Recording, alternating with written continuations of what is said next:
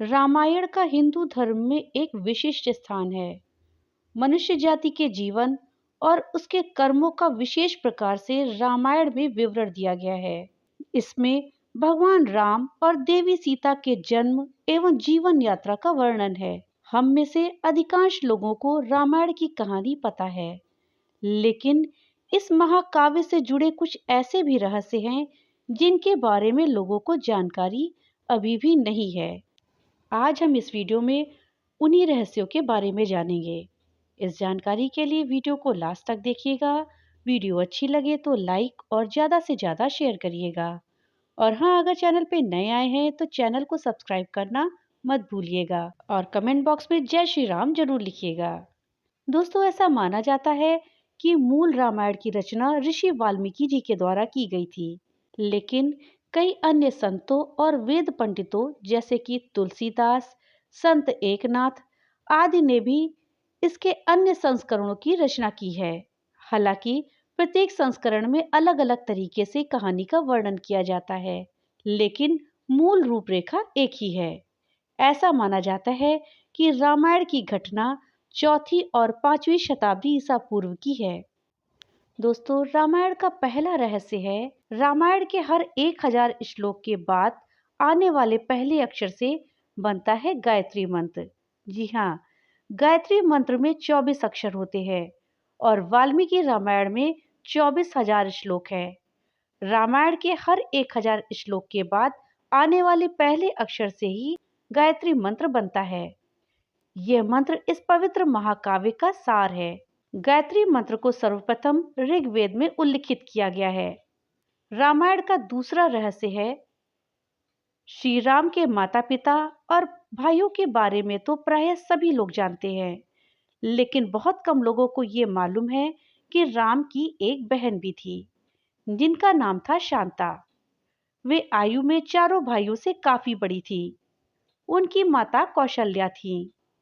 ऐसी मान्यता है कि एक बार अंग देश के राजा रोमपद और उनकी रानी वर्षिणी अयोध्या आए। उनको कोई संतान नहीं थी। बातचीत के दौरान राजा दशरथ को जब यह बात मालूम हुई तो उन्होंने कहा, मैं अपनी बेटी शांता आपको संतान के रूप में दूंगा। ये सुनकर रोमपद और वर्षिणी बहुत खुश हुए।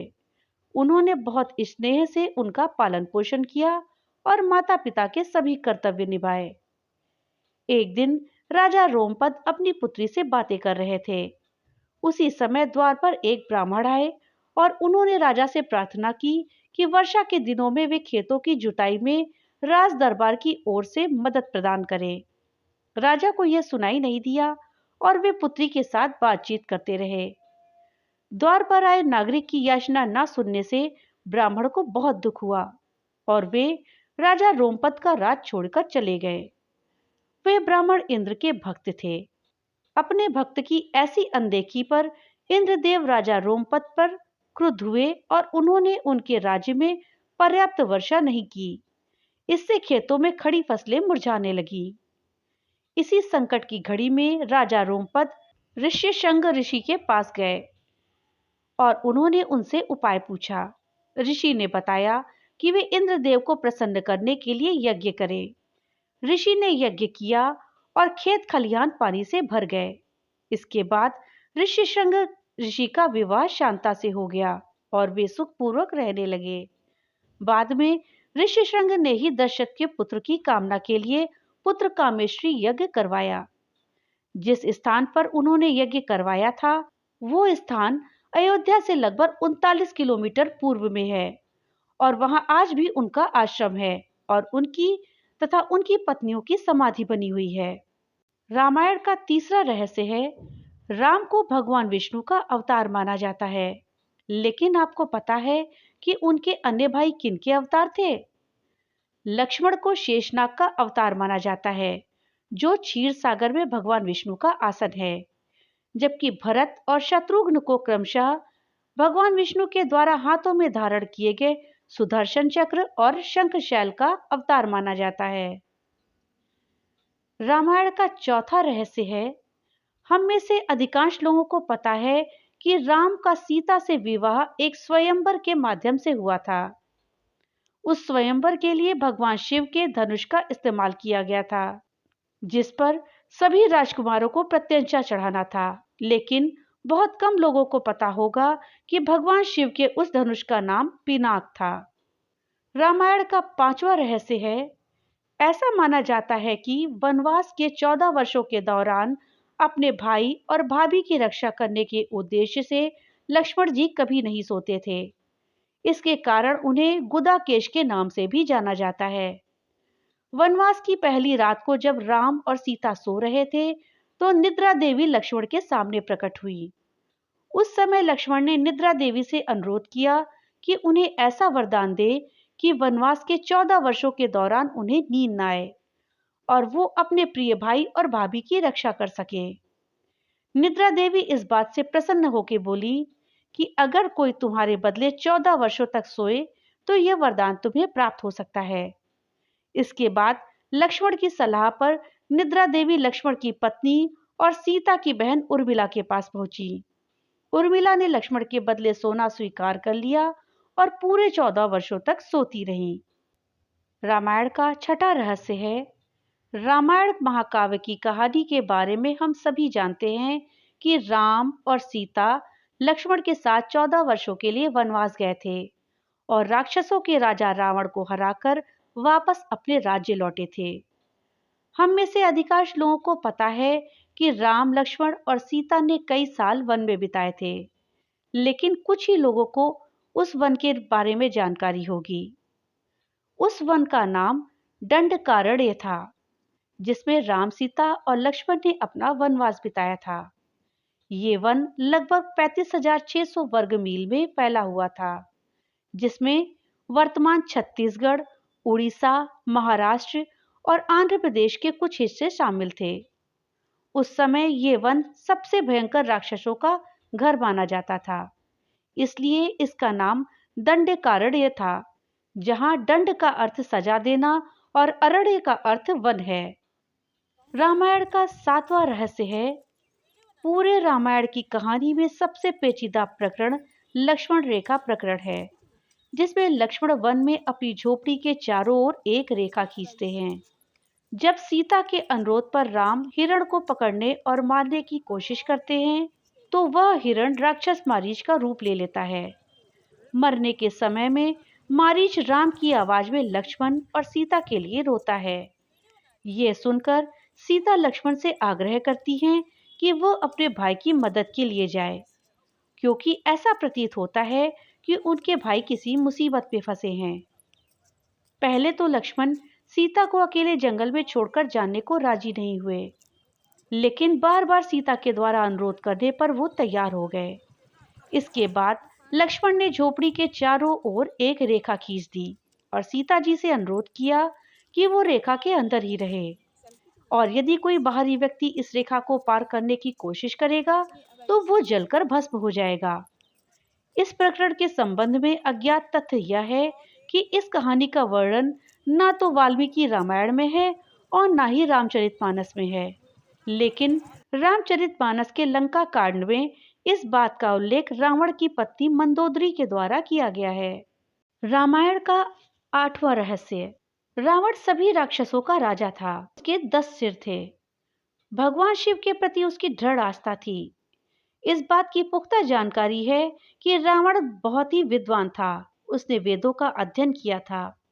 लेकिन क्या आप जानते हैं कि रावण के ध्वज में प्रतीक के रूप में वीणा होने का क्या कारण था? क्योंकि रावण एक उत्कृष्ट वीणा वादक था, जिसके कारण उसके ध्वज में प्रतीक के रूप में वीणा अंकित थी। हालांकि रावण इस कला को ज्यादा तवज्जो नहीं देता था, लेकिन उसे यह यंत्र बजाना पसंद था। रामायण का 9वां रहस्य है, रामायण में एक दिलचस्प कहानी हमेशा सोने वाले कुंभकर्ण की है। कुंभकर्ण रावण का छोटा भाई था, जिसका शरीर बहुत ही विकराल था। इसके अलावा वह पेटू भी था, अर्थात बहुत खाने वाला। रामायण में वर्णित है कि कुंभकर्ण लगातार 6 महीनों तक सोता रहता था और फिर सिर्फ एक दिन के लिए खाना खाने के लिए उठता था और पुनः 6 महीनों तक सोता रहता था। लेकिन क्या आप जानते हैं कि कुंभकर्ण को सोने की आदत कैसे लगी थी? दोस्तों, एक बार यज्ञ की समाप्ति पर प्रजापति ब्रह्मा कुंभकर्ण के सामने प्रकट हुए और उन्होंने कुंभकर्ण से वरदान मांगने को कहा। इंद्र को इस बात का डर लगा कि कहीं कुंभकर्ण वरदान में इंद्रासन ना मांग ले। अतः उन्होंने देवी सरस्वती से अनुरोध किया कि वह कुंभकर्ण की जिह्वा पर बैठ जाएं, जिससे वो इंद्रासन के बदले निद्रासन मांग ले। इस प्रकार इंद्र की ईर्ष्या की वजह से कुंभकर्ण को सोने का वरदान प्राप्त हुआ। रामायण का 10वां रहस्य है। रामायण की कहानी के अंतिम चरण में वर्णित है कि राम और लक्ष्मण ने वानर सेना की मदद से लंका पर विजय प्राप्त करने के लिए एक पुल का निर्माण किया था। ऐसा माना जाता है कि ये कहानी लगभग 17,50,000 साल पहले की है। दोस्तों, शोधकर्ताओं और पुरातत्वविदों के द्वारा एक मानव निर्मित प्राचीन पुल की खोज की गई है। पुरातत्वविदों के अनुसार इस पुल के निर्माण की अवधि रामायण महाकाव्य में वर्णित पुल के निर्माण काल से मिलती है। नासा के उपग्रहों के द्वारा खोजे गए इस पुल को आदम का पुल कहा जाता है और इसकी लंबाई लगभग 30 किलोमीटर है। रामायण का 11वां रहस्य है। रामायण की पूरी कहानी पढ़ने के बाद हमें ये पता चलता है कि रावण एक क्रूर और सबसे विकराल राक्षस था, जिससे सभी लोग घृणा करते थे। जब रावण के भाइयों ने सीता के अपहरण की वजह से राम के हमले के बारे में सुना, तो अपने भाई को आत्मसमर्पण करने की सलाह दी थी। ये सुनकर रावण ने आत्मसमर्पण करने से इनकार कर दिया था और राम के हाथों मरकर मोक्ष पाने की इच्छा प्रकट की थी। उसने कहा कि अगर राम और लक्ष्मण दो सामान्य इंसान हैं, तो सीता मेरे पास ही रहेगी, क्योंकि मैं आसानी से उन दोनों को परास्त कर दूंगा, और यदि वो देवता हैं तो मैं उन दोनों के हाथों मरकर मोक्ष प्राप्त करूंगा। रामायण के 12वें रहस्य के अनुसार रामायण में वर्णित है कि श्री राम ने न चाहते हुए भी जान से प्यारे अपने छोटे भाई लक्ष्मण को मृत्युदंड दिया था। आखिर क्यों भगवान राम ने लक्ष्मण को मृत्युदंड दिया था? ये घटना उस वक्त की है जब श्री राम लंका विजय के बाद अयोध्या लौट कर आए थे और अयोध्या के राजा बन गए थे। एक दिन यम देवता कोई महत्वपूर्ण चर्चा करने के लिए श्री राम के पास गए।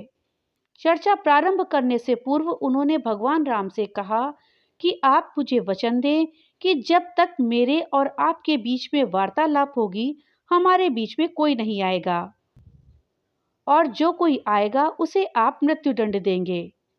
इसके बाद राम लक्ष्मण को यह कहते हुए द्वारपाल नियुक्त कर देते हैं कि जब तक उनकी और यम की बात हो रही है, वो किसी को भी अंदर न आने दें, अन्यथा वो उसे मृत्युदंड दे देंगे। लक्ष्मण भाई की आज्ञा मानकर द्वारपाल बनकर खड़े हो जाते हैं। लक्ष्मण को द्वारपाल बने कुछ ही समय बीतने के बाद वहां पर ऋषि दुर्वासा का आगमन होता है। जब दुर्वासा ने लक्ष्मण से अपने आगमन के बारे में राम को जानकारी देने के लिए कहा, तो लक्ष्मण ने विनम्रता के साथ मना कर दिया। इस पर दुर्वासा ऋषि क्रोधित हो गए और उन्होंने संपूर्ण अयोध्या को श्राप देने की बात कही। लक्ष्मण ने शीघ्र ही यह निश्चय कर लिया कि उनको स्वयं का बलिदान देना होगा, ताकि वो नगरवासियों को ऋषि के शाप से बचा सके, और उन्होंने भीतर जाकर ऋषि दुर्वासा के आगमन की सूचना दी। अब श्री राम दुविधा में पड़ गए, क्योंकि उन्होंने अपने वचन के अनुसार लक्ष्मण को मृत्युदंड देना था। इस दुविधा की स्थिति में श्री राम ने अपने गुरु वशिष्ठ का स्मरण किया और कोई रास्ता दिखाने को कहा।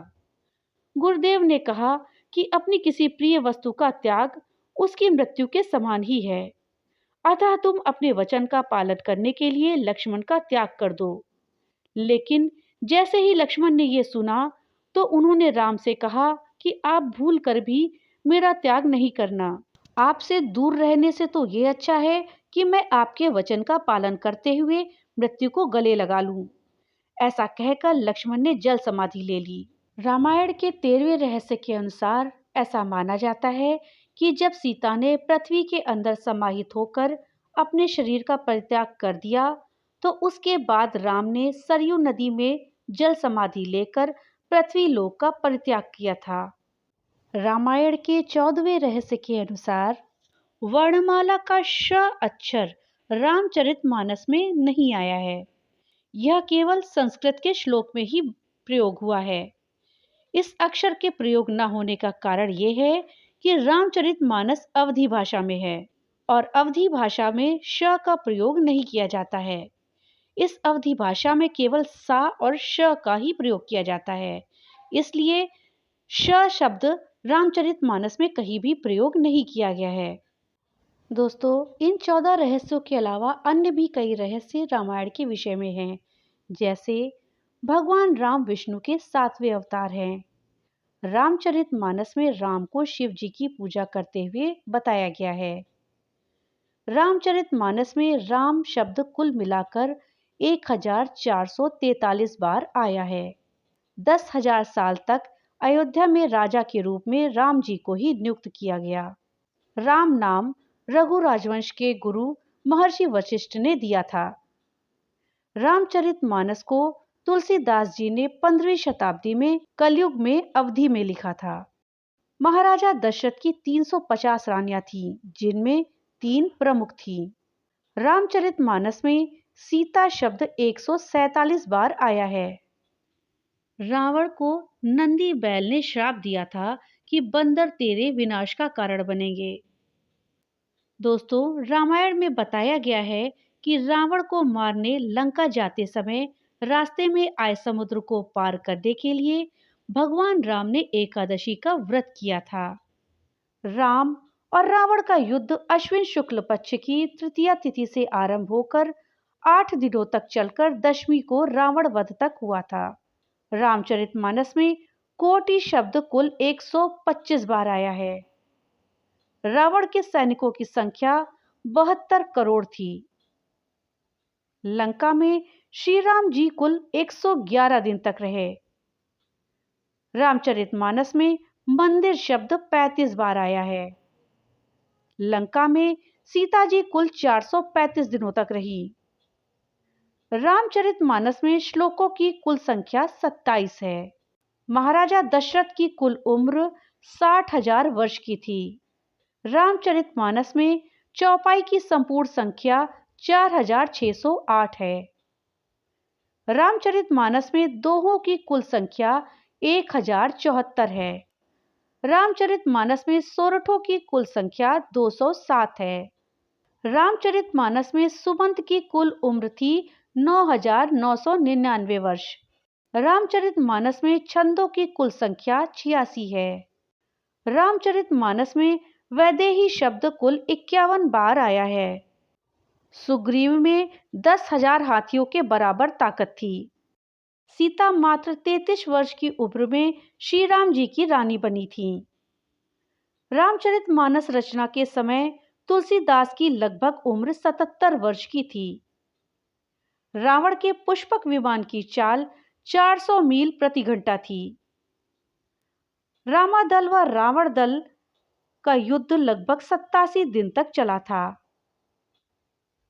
राम सेतु का निर्माण केवल 5 दिनों में ही पूरा हो गया था। नल और नील के पिता विश्वकर्मा जी थे। त्रिजटा के पिता विभीषण थे। रामचरितमानस में जानकी शब्द 69 बार आया है। रामचरितमानस में एक बार शब्द 18 बार आया है। रामचरितमानस में बड़भागी शब्द 58 बार आया है। रामचरितमानस में मरम शब्द 40 बार आया है। दोस्तों, ये थी जानकारी रामायण के कुछ रहस्यों के विषय में। भगवान भोलेनाथ की कृपा आप सब पर बनी रहे। तो मिलते हैं अगली नई वीडियो के साथ। तब तक के लिए जय श्री राम।